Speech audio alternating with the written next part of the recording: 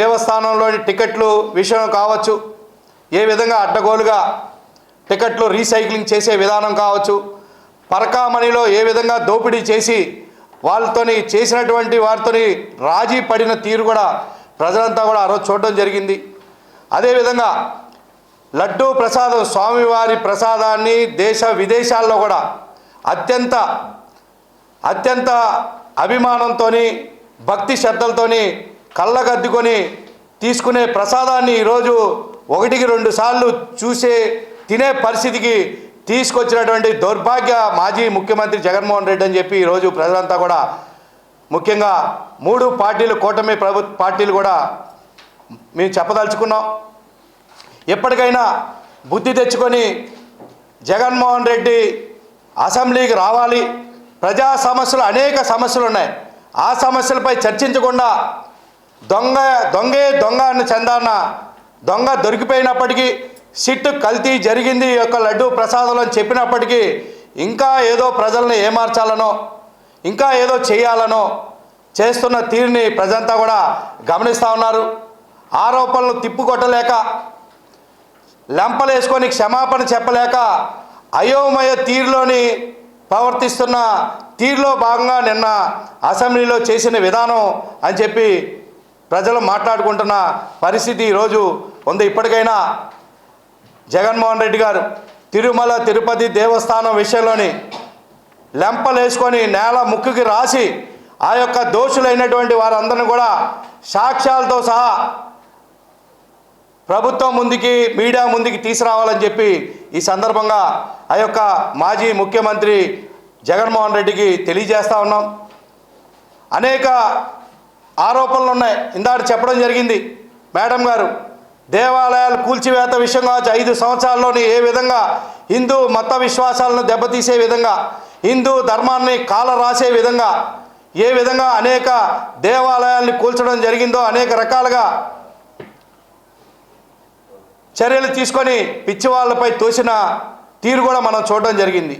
ఎప్పటికైనా మాజీ ముఖ్యమంత్రి జగన్మోహన్ రెడ్డి మారి హిందువుల మనోభావాల విషయంలోని కరెక్ట్గా ప్రవర్తించిన నేపథ్యంలో తప్పకుండా కూటమి, తెలుగుదేశం పార్టీ, బీజేపీ, జనసేన అంతా కూడా 3 పార్టీలు ఏకతాటిపై వెళ్తాం. తప్పకుండా రాబోయే రోజుల్లోని ఈ యొక్క విషయాల్ని క్షేత్రస్థాయిలో ప్రజల వద్దకు కూడా తీసుకెళ్లి ఒక ఉద్యమంగా ప్రజల వద్దకు తీసుకెళ్లే ప్రయత్నం చేస్తామని చెప్పి కూడా ఈ సందర్భంగా తెలియజేసుకుంటా ఉన్నాం. నిన్న ప్రవర్తించిన తీరు వైసీపీ ప్రభుత్వంది చాలా దుర్మార్గము.